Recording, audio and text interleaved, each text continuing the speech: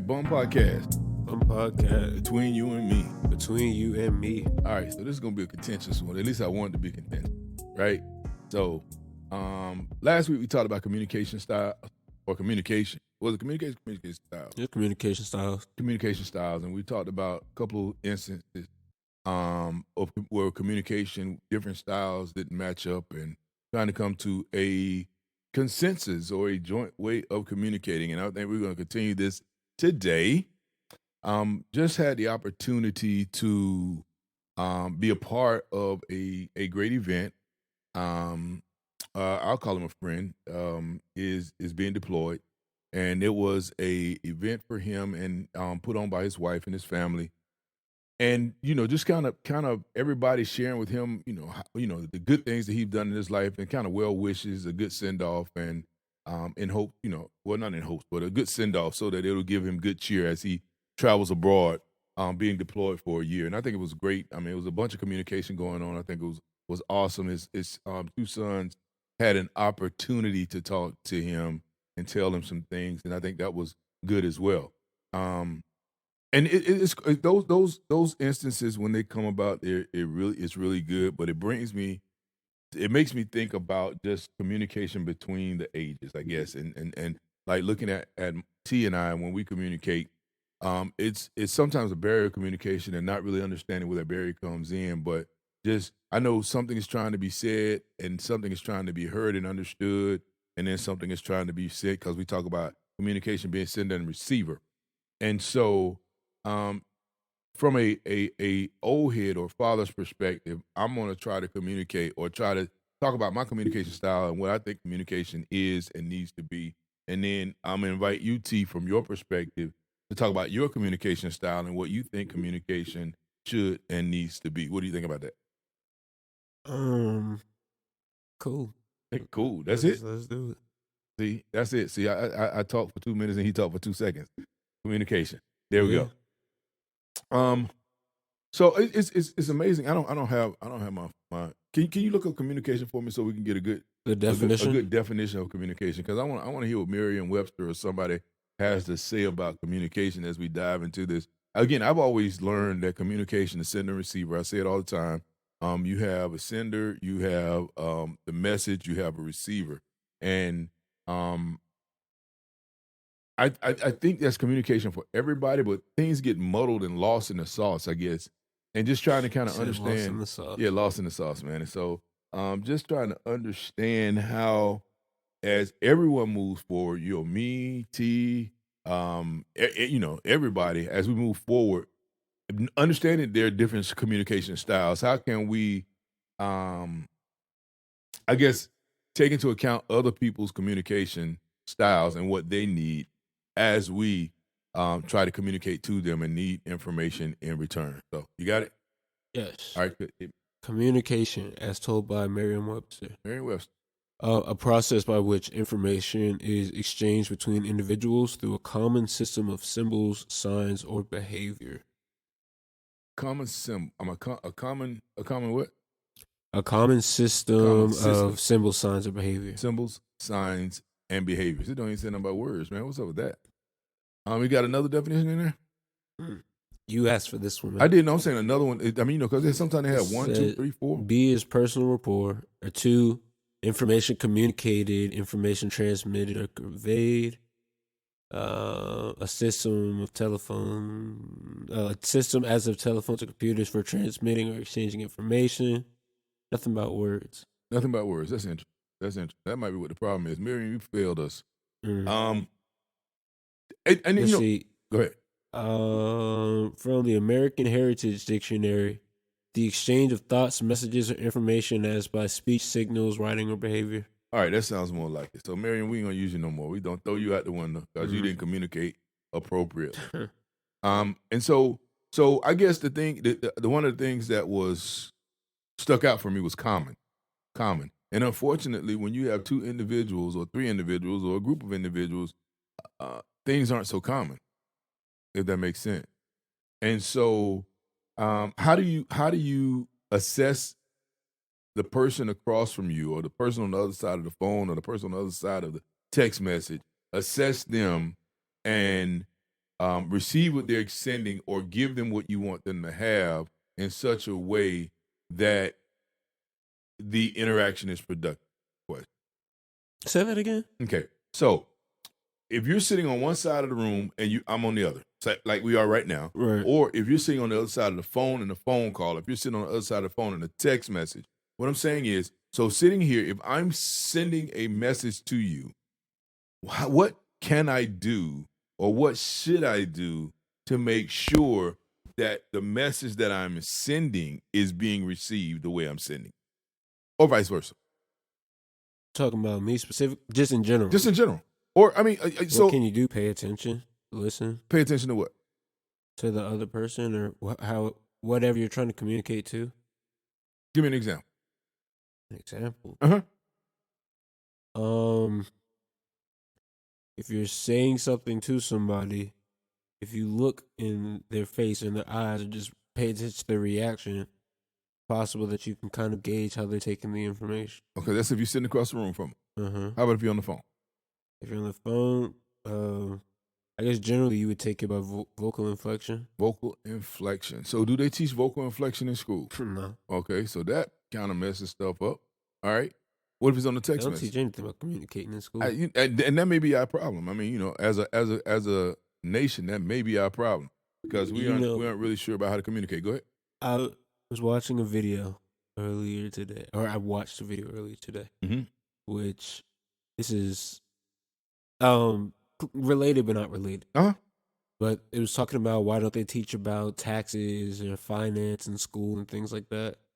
And this person went through this long line of basically how we're conditioned in the country. Like you're conditioned, you have to go to college, and then you rack up student debt, and you have to take out loans, and then like loans from the bank, and then you go forth and you join the workforce, which is the most heavily taxed people in the country, and all these things is building up and basically making you consistent cash flow. Whereas if that's taught, then you're less likely to become that consistent cash flow. And so it's part of a conditioning because it's not really about independence or knowing. It's about how you, I guess, affect the system. Now that's a very good. I like that. I like what you're saying. I like what you're saying. It causes a problem, but I like what you're saying. And causes a problem. What's the problem? Well, I'm gonna tell you because I want to explore it. I really do want to explore it. Because if you're telling me that the road most traveled is the road that least likely leads you to personal success. I agree. Okay. So you agree with that? Yes. So then why is it so difficult when someone tells you something, advises you something, or asks you something that seems to be an anomaly that is not likely to be followed, accepted, or understood? Did that make sense?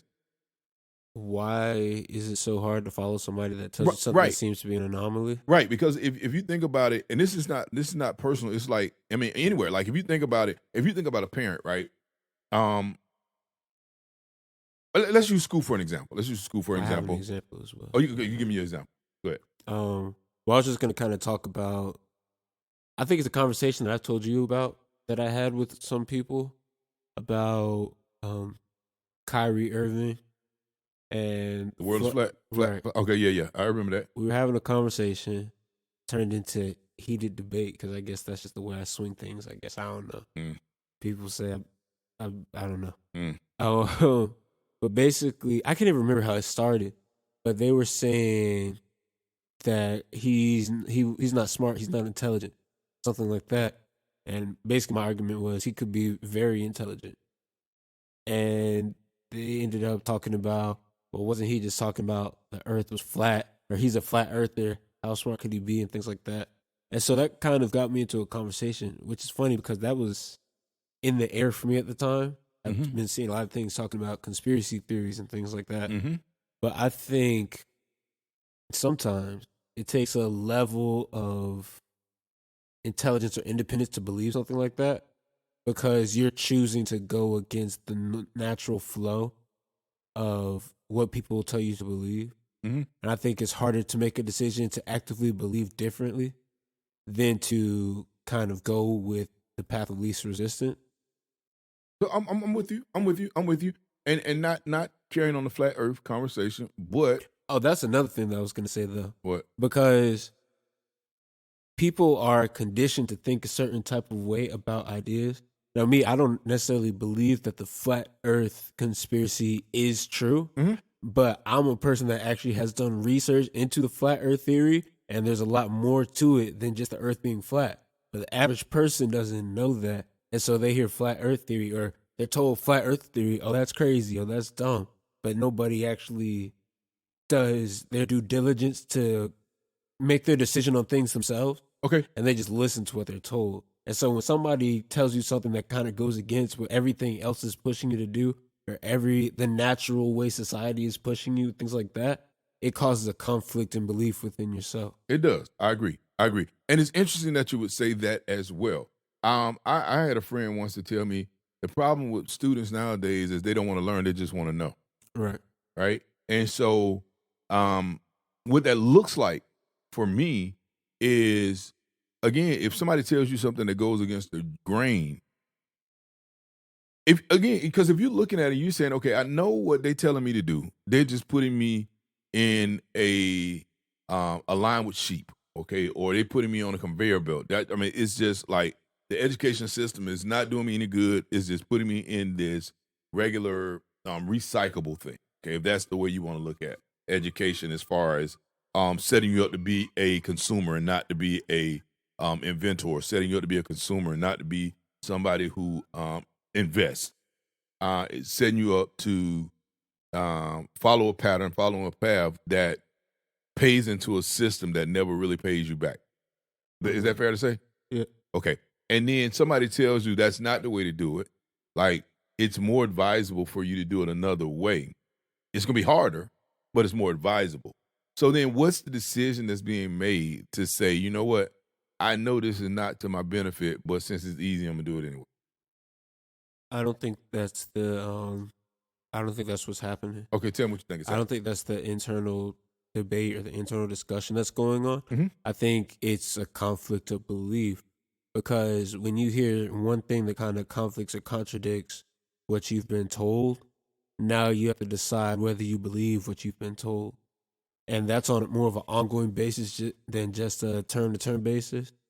So, like, some people are told you have to go to college to get a job, just for an example. Mhm. Now, somebody tells them, well, I've seen what you do and what you're interested in, and I honestly don't think that college has to be something that or college is something that you have to do what I see in you that you want to do. Now they have this conflict of belief because they've been groomed to believe that they needed to go to college more so than thinking about myself and, oh, maybe I don't want to do this. Or like you see a lot of that push with parents push their children to go into certain fields to make more money or things like that. And so when somebody tells them, honestly, you don't seem like your interest lies there. It seems like your interest lies here. And if you pursue that in a way, you could make as much or things like that. It causes a conflict of belief in people. Now, so okay, I'm gonna tell you, I'm shaking my head over here. I'm buying what you're saying. I'm buying what you're selling. So it's not that I'm buying what you're selling. It's just that that's not the path I was going down. What path are you going The down? path I'm going down, because in this case, you're saying the parent is telling you something, and you're actually listening to the parent, Right. right? I'm talking about the converse of that. Like, if the parent is telling you, "Hey, I think this is good for you," Uh huh. right? But like it, and I don't know how much is happening nowadays, but when I was growing up, it'd be like everybody's doing it. And then your parents would be like, "Well, if everybody jump off the bridge, you gonna jump off the bridge too?" That Hmm. kind of thing. And so, I'm saying, if you know it's not necessarily beneficial to you, but you want to do it because everybody does it, and somebody that's credible telling you something to do something different, what is it that makes you not want to do it? I mean, and going back to communication style, so we don't get away from communication style, is it something about the way that information is being communicated that keeps you from doing it? I mean, that's possible. I always think there's a what can't even say. Like, people understand information different ways, receive information in Mhm, different ways, mhm. which is another conversation that I've had with somebody. But I think. What do I think? Don't know. Repeat the question. It was more so if somebody's telling you something, right? Like a parent is telling you something, and they're Mhm. saying, "Okay, look, I see you, I consider you. This is what I think you need to do," but it's not necessarily what everybody in your circle is doing. Mhm. What is it that makes you discount what that person who is well-meaning tells you, who says they see you, and go with the masses, even though you may know that what the masses is doing is not necessarily the most beneficial thing? Probably relate more to the masses, They relate more to the masses, even though they know that what the masses is doing is not the most beneficial thing. even when they know. Do they know? Okay, that's a good question. Let me ask you this: if your parent, again, and this is not everybody's parent. I would wish that it would be everybody's parent, but this is not everybody's parents. But if your parent is well-meaning, me, for instance, well-meaning, um, and I support what you say you want to do, right? Uh-huh. And so, in saying I support what you want to do, I'm researching and trying to figure out ways to make you successful at what you want to do, right? And for the listeners, this is not an issue that we're having now. We're just communicating. So I just want to throw that out there. So, Right. because I mean, this conversation is taking a tangent. It's highly hypothetical. It's highly hypothetical. But just say, for instance, and so I'm telling you that, okay, T, based upon everything you said, everything I know, everything I've researched, all of the omens in the ether, right? You should do this, but all your friends are doing something different, and you say, "Well, I relate more to my friends than I relate to you, who is doing this." So here's the problem I have with that, or here's a question I would ask you: are your friends taking into account, or is your group or the group that you're considering that you are more relatable to taking into account everything that the person who's communicating to you that they see a better path for you is taking? So is that group that you're comfortable following taking into account you the same way the person who's asking you to do something differently is taking into account you?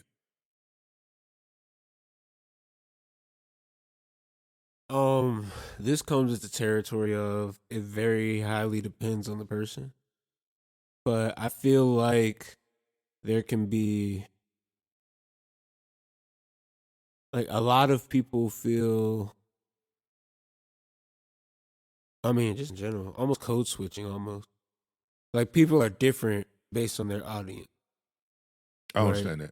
I understand code switching. I don't understand how what you're saying relate. Well, this is how I'm gonna relate. There we go. Uh-huh. So they're different based on their audience.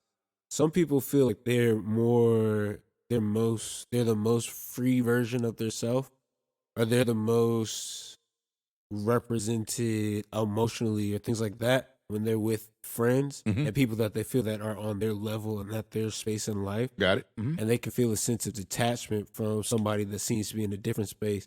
Oh, they don't understand what this is like for us right now, Yes, that's or I'm now we things get like to the heart that. of where I want to go. Let's go.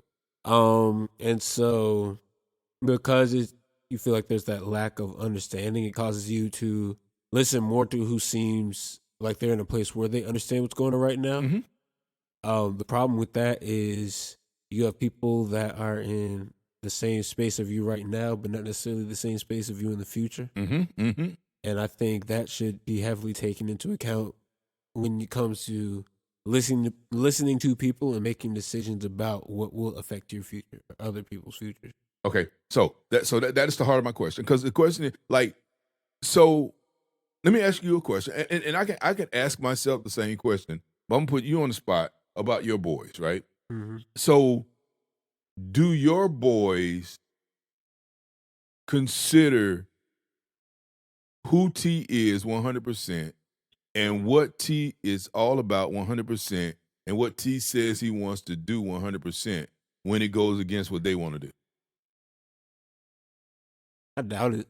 Okay. Probably not. Okay. Because I can say the same thing for me. Like, I'm like, when I was hanging out with my boys, like, nah, they wouldn't. Mm-hmm. I mean, and that's why, like, even with marriage, I'm like, if you're a married man, you might want to find some married friends instead of some Right. single friends because honestly, their thrust is not going to be what your thrust is. And so, with that being said, again, so now that when it comes down to this barrier of communication, the people who are well-meaning, and they could be loud at times, but well-meaning, who are more wet blankets, they're not doing. I mean, they're not asking me to do what I want to do. Or they're not telling me to do stuff that lines up with what I think will be fun. But my boys or whomever they are, and so I'm going to continue to do what they're telling me to do.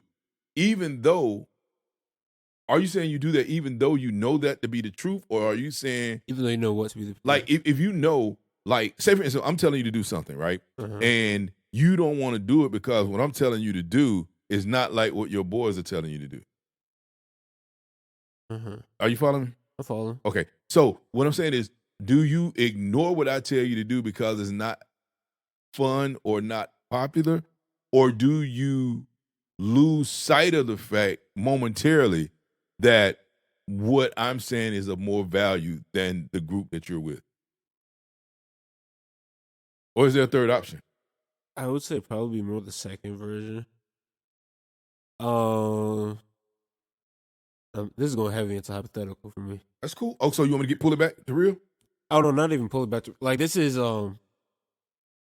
more outside of my normal realm of thought. But Like- you go through it every day. But that's what I'm saying. It doesn't necessarily match the terms in which I think about the situation. Okay, well then let me hear the terms you think about the situation.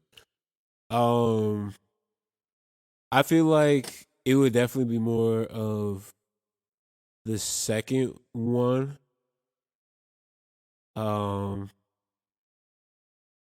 Talk about myself personally. Mhm. I'm I guess my thought process is more centered around, how do I say that? I was basically about to say self-centered. Hey, self-centered is a word. But And because I was about to say my thoughts are more centered around self. they're self-centered. But I mean, that sounds like self-centered. So can I throw something out there before you go? Okay. I'm with you 100%, 100%. And so what I was going to say was you can consider yourself as being the boys. There you go. Okay.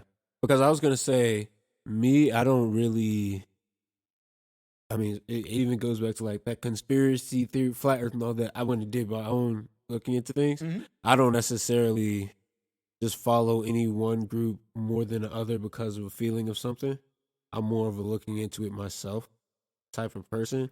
So for me, it would be probably more of a lose sight or more of a chew up the fish and spit out the bones. Mhm. But then it'd be chew up the fish and spit out the bones from my perspective. Right. You got that splinter in your face again, huh? Whatever, Yeah. man. So which I'm glad you said that because that gets to the heart of it really because you're right. So sometimes it's not about our boys. Sometimes it's about us. Like I know for me, I become strangely more aware of myself every day. Right. Uh-huh. It's almost like the path to enlightenment. And so on that path to enlightenment, I have to ask myself hard questions and I have to accept hard answers. Uh-huh. Okay. I think that's very important. It is very I important. was just thinking about that earlier. Well, that's today, great. But go ahead. And so, like I sent out an email today, and it was about a situation I've been dealing with over the last few whatevers, right? Over the last few weeks or something, right? And I apologized to the person that I was sending it to, and it wasn't even about them, but I was like, look, let me tell you something. I got off track. I began to look at this wrong because somebody gave me a piece of information. And I changed my total perspective on how I looked at somebody based upon the information that I was given.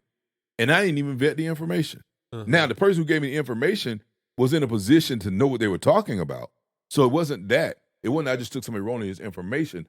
But rather than truly testing what was given me, I probably accepted it more so than I should have. Well, a little more than I should have.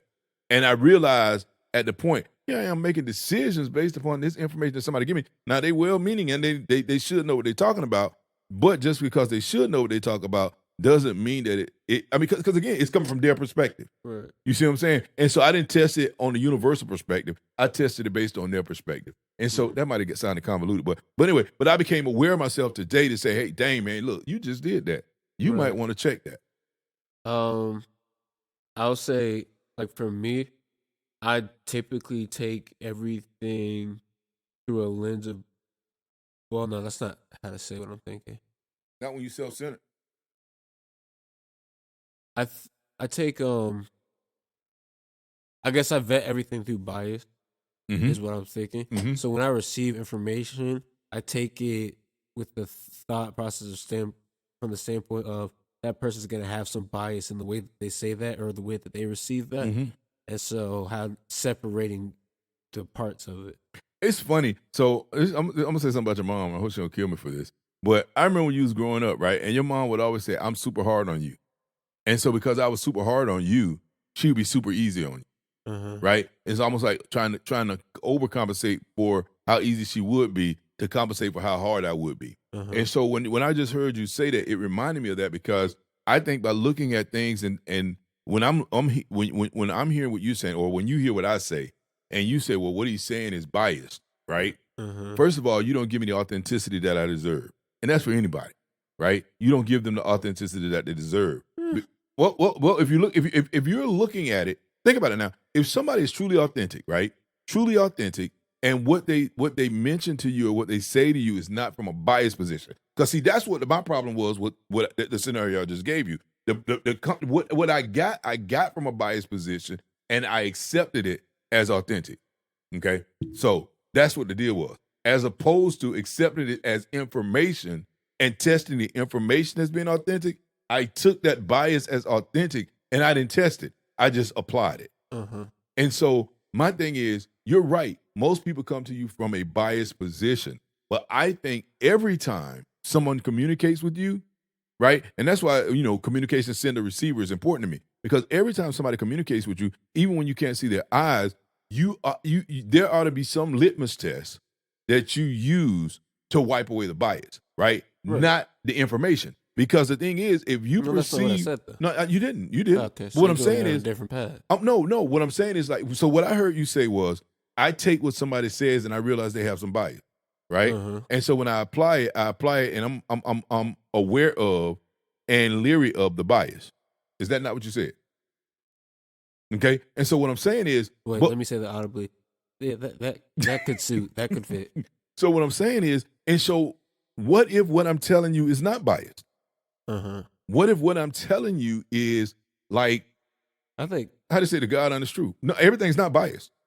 Everything's not biased. Because here's the thing. So when I say you got to ask yourself honest questions and accept honest answers, uh-huh. that comes from a place of not being biased. So the thing is, when you look at it, so bias to me, Well, let me see, hold on. yeah. Bias to me, I'm not talking about just looking through a lens. Bias to me means that I accept it, and that's why I am giving it. Okay, if you tell me that this room is warm, okay, Uh-huh. I accept the fact that this room is warm. And so everybody that comes in this room, I'm going to say, all right, the room's a little warm now. The room's a little warm. That's bias Mm-hmm. because I'm accepting the room being warm as truth. When in actuality, if the room's not warm, right? I can leave it up and say, hey, would you come in? I can even say, come in. Some people think it's warm. Some people think it's cold. Figure it out for yourself. That's not from a place of bias. The place of bias is when I am using what I feel to be true to influence what I'm saying to you, as opposed to when giving you just the God's honest truth, I guess is the easiest way to say it. Mm-hmm. And so, It's very far into hypothetical. no, that wasn't hypothetical at all. Okay. I mean, I felt that in my shana now. No, for real. So what I'm saying is like, so T, if I tell you,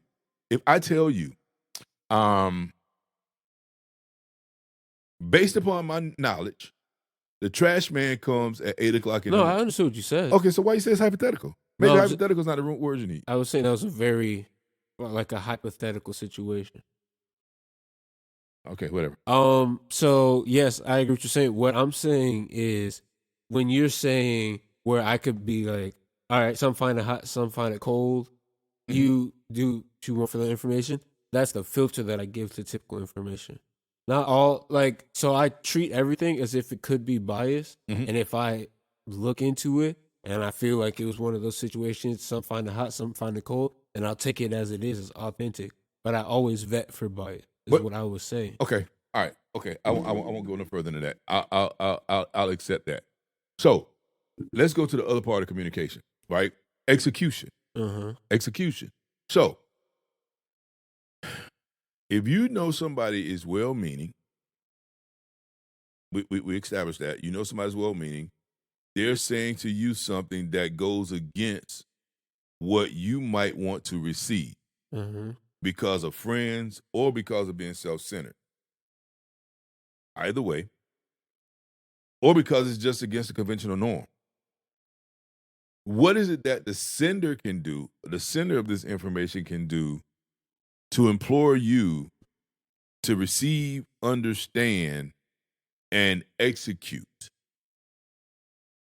Or, because there's another side to that, or because you're at choice as to whether you execute or not. But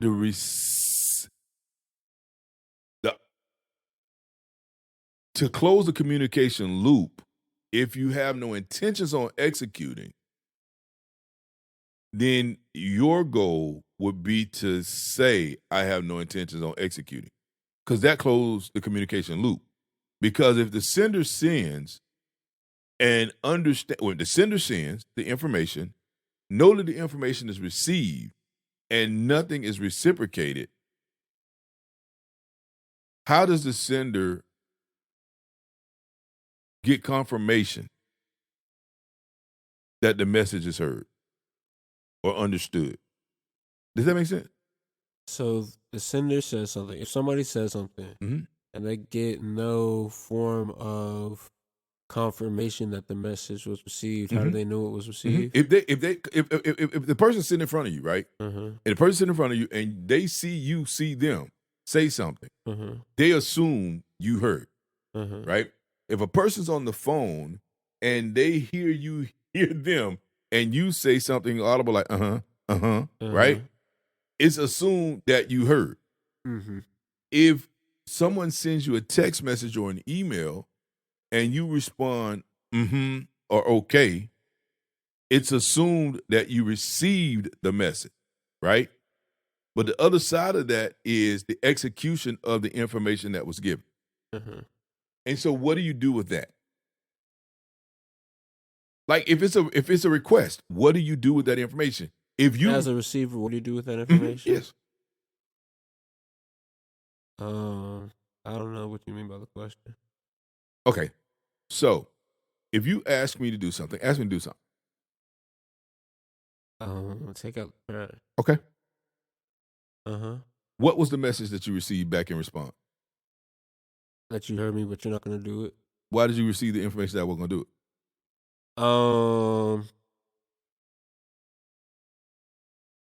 Personal bias, probably. Oh, personal bias.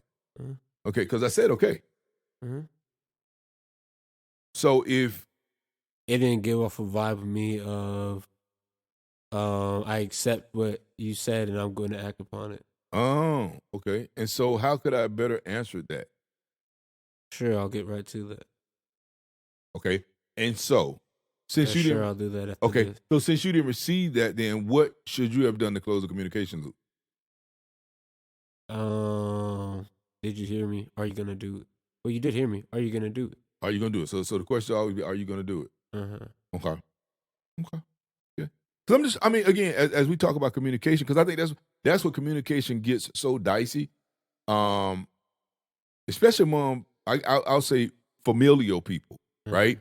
Because being familial comes with a expectancy of reciprocation of communication, right? Execution on request. Unless otherwise communicate. And so what happens in not just familial situations, but what happens more often than not in work situations, right? It's like if a boss asks you to do something and you are sitting in front of the boss and the boss hears you, the boss see you hear him, right? And you don't execute what the boss asks you to do, there are consequences, right? And so if you got a contract with somebody, somebody's contracted you to do some work. It don't even have to be your boss, but I mean, in this case, they're your boss because they contracted you. But if somebody contracts you to do some work and you receive compensation for the work that they're asking you to do, that's your uh-huh. And so what then is the consequence of not executing? Or what should the consequence be of not executing? Or should there be a consequence for not executing? Depends on the situation, the person. It depends on a lot of things. Like what? What do you mean, like what? I mean, what you said depends on the situation.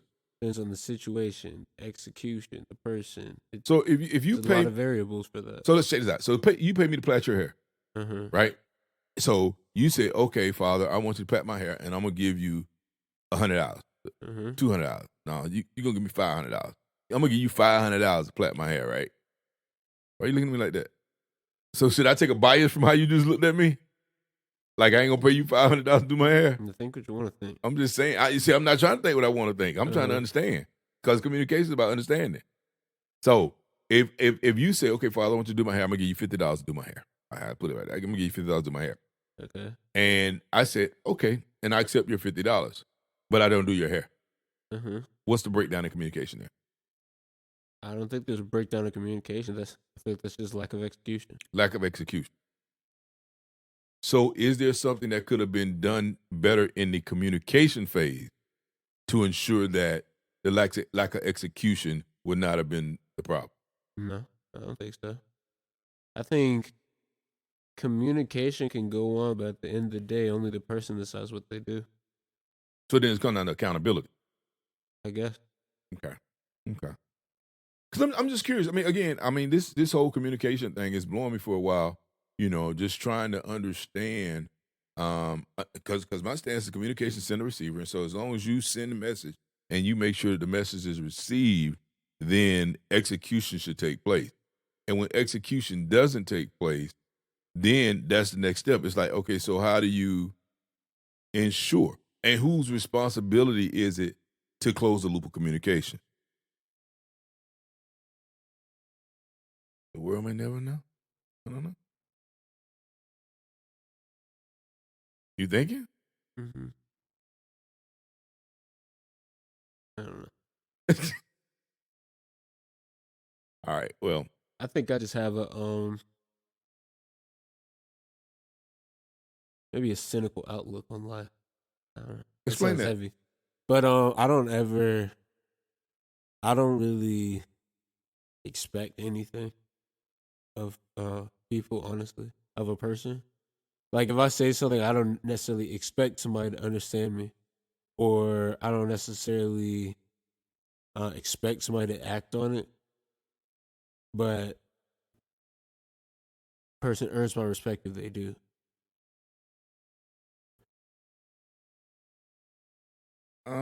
Okay. That sounded morbid. That's why I said it could be cynical. But like I don't know. Like I feel like in a lot of things, especially with people my age, my thought process about things is a little different than people your age. Okay. And so, if I have a conversation with somebody, I don't necessarily expect them to understand what I'm saying at the time that I say it. Or I don't necessarily expect somebody to act because I might say something that makes somebody uncomfortable, or it's different than what they're used to doing. I get that. But what if the communication, because things are so interdependent, right? So what if the communication requires, like, the thought that just came to my mind, well, maybe this big boy stuff. That was the thought that came to my mind. It could be, but it's not. I mean, but then that means that because my thought was, so far my mitigation of that has I don't set myself up to depend on people to do something. But then that's that. Then I was gonna say, finish my thought. Go ahead. But down the line, it's like there comes a point where that has to happen. So I don't know. So no, but can I tell you something? Well, let me throw this out here. Now I can't tell you something. I can, but maybe it's that you don't realize how many opportunities or things have been missed based on that lack of expectancy. Okay. What do you mean by that? Like say for instance, so basically what I heard you say was there have been no consequences of this thought process yet, but maybe one day down the line it will be. Maybe one day down the line might have to change. Right. But what I'm asking you is maybe the consequences have been coming about. Uh-huh. You've just been oblivious to those consequences. And when you realize the consequences, when you realize the severity of the consequences, it may be too late to repair the issue. Because that to me that's it was a reactive way of thinking as opposed to a um whatever the opposite of reactive is, proactive way of thinking. I see it opposite way. Explain. Um, because proact I feel like proactively it's a case of I don't set myself up to be disappointed or set myself up to be caught out if something doesn't happen on somebody else's end. Well, I mean, yeah, that's basically it. So let me explain to you where I see an issue with that. And it's not necessarily your issue, but I see an issue. Expectation is the thing that drives action, Uh-huh. right? Expectation is the thing that drives action. And so if you empty ask without an expectation, you won't get action. And you will grow to a place where people don't take you serious because you don't have an expectation of them. And so that's why I said reactive, because what'll happen is when you get frustrated with people not taking you seriously, then the mountain blows. As opposed to developing a character of expectation from people so that because people are still at choice as to whether they meet your expectation or not, but at least they'll know you have an expectation. I've told you But before. no, I disagree. Well, I don't disagree, Uh-huh. but I think you're Attributing. No? well, yeah, that works. You're Okay. attributing that was falsely placed, I guess. I don't understand that. So as far as expectation, it's not that kind of not expectation. I expect the people that I keep in my life or around me to like reach a certain level of expectation. I just don't expect the typical person to reach that level of expectation. So what you're saying is what you said when the blanket statement it was about the random person walking down the street. I guess what I was really saying was, like I said, I don't expect you to do it, but you gain my respect if you do. Mm-hmm. So for like the typical situation, I'll say something, and as far as expectation, if this, I'm gonna continue to like I guess be in partnership with this person or deal with this person, that is the expectation for that to be met. I just don't have the typical expectancy of people to reach that expectation from me So why do you even ask them to do anything? because I mean it's always a litmus test. So what you're saying is, because I mean, well, I can't use that analogy, but yeah, I always say that it's not necessarily a test, but I always, because again, I allow you to be a choice. I allow you to be a choice. Right. I still have an expectancy about what I ask anybody to do. I don't ask empty ask. Like it's I don't ask him to ask either. okay. But what I'm saying is, if you're saying it's a litmus test, you're saying the first time I ask somebody something, if they meet the litmus test, then I continue a relationship. If they don't meet the litmus test, then I won't. Pretty much. Right? And so, and it could be a flaw in me. It could be a flaw in me because everybody does not reciprocate, or everybody does not close their communication loop by either executing or saying that they are not going to execute. Right? And that gets to be frustrating, which is why why I want to talk about this communication thing at all. And so the thing is, but it'll tell you something. To me, it tells you more about a person's character when they know there's an expectation and they decide that they don't want to meet it and they Right. don't communicate it than it will if you just ask somebody something and there's no real expectation and they don't do it. But no, I don't communicate things in a way if I don't expect this. Just internally, I don't necessarily like. I don't bank myself on people reaching that expectation.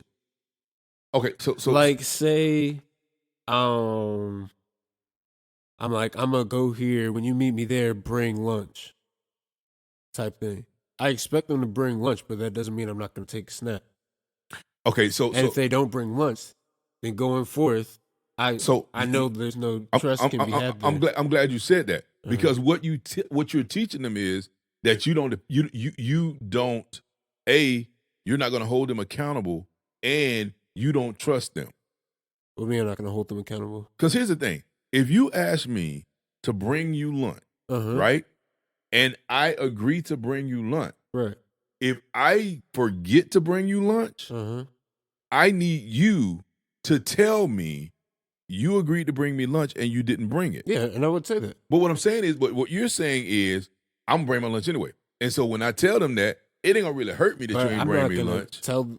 Well, yeah, okay. Right. And so my point is, It didn't really hurt me that you. right. And so it But I doesn't mean, change my action. if I can't trust you, then I don't deal but with you. but well, here's the But thing. sometimes you have Well, to see, deal I with guess people I'm a I do. developmental person. I'm a developmental person. So right. So Well, I yeah, get because you work with people that you're trying to develop them to a place. no. I'm a development person with everybody in my anybody that enters into my life. I'm a developmental person for. Now, what I do say is I don't remediate. Now, I give you a first time. It doesn't have to be a youth. It don't have to be a young adult. It can be somebody older than me. I'm a developmental person. And so my thing is this. If I ask you to do something and you agree to do it and you don't, I'm going to say something because I expected it to happen. Now, you have the right to say, well, you know what? I decided it wasn't important enough to me. Now, when you say that to me, now I know where to put you. It could be, guess what? Hey, I was running late, right? And I tried to decide, should I stop and get something to eat or should I stop and get something to eat and make them wait? Or should I just go and say, hey, let's just go get something to eat together? Uh-huh. That's development. That's how you build relationship. And I think our whole existence should be about building relationship. And the only way you can build relationship is to have expectations and accountability. I'm not saying have like a higher expectation than anything else. But what I'm saying is when you're in a casual relationship with somebody who realizes that there's no expectation for them, they treat you that way and they don't take you serious. I can get, and, you know, and I don't want to start talking about relationships, and we're getting kind of long in this. But even if you can sit back and just evaluate a lot of pseudo romantic relationships, that's where they fall apart because it's like there's no real People don't establish expectation. right. They don't establish. I just watched a video on that today. Okay, well there you go. So I don't have to say it no more. Cool. Well, I will say for me personally, Mm. I'm not a very casual relationship person. Not talking about I can't remember the word that you just used. Pseudo romantic. Just in general, I'm not a very casual relationship person. Right, but you think about all the relationships that you lost. I mean, you don't know you won't know the loss of them. But think about and this is not even talking about romantic relationships. I'm talking about friendships in general. Like, Right. think about all of them that you passed up or that you let go that were really there that was supposed to be the bedrock of your existence. But Mhm. because you didn't want to see it as more than that, they didn't evolve. I didn't want to see it. That's the only thing I can make up to say that, you know, if you didn't want to hold expectation high because there was a litmus test and they didn't match the litmus test and you didn't hold them accountable, and so they meandered out of your life. I mean, but where's the not holding people accountable? I don't see where you're getting that from. Well, I was just saying because if what you're saying is if they fail the litmus test, then they leave. No, I'm not saying they leave. I'm saying I remove them from my life. That's the point. They gone. That's what I'm saying. Uh-huh. As opposed to rehabilitating somebody who screwed up one time. Like, yeah. Okay. That's all I'm saying. Like, if somebody screwed up one time and you let them know, hey, that wasn't cool, right? That could be the thing that cements your relationship because they realize that, you know what, that person really, you could be the very first person that ever counted on them to do anything. Uh-huh. And because you held them accountable, it made them walk into their real self. Okay. Because the flip side of the coin is, and we talked about this as far as working relationship concern. The flip side of the coin is when you are delivering something to somebody who doesn't expect a complete project, and so you stop giving them a complete project. Remember we talked about that? And so that's my thing. My thing is if in relationships and in communication, if we're being authentic with our communication, if we ask for what we want, right? And if we answer with authenticity when we're asked of, and again, like we talked about last week, if you don't want to do it, just say you don't want to do it, right? I think the communication loop then begins to operate. But there's a breakdown in communication when you can ask somebody something, they pretend like they're going to do it, they don't say they're not going to do it, and then nothing happens.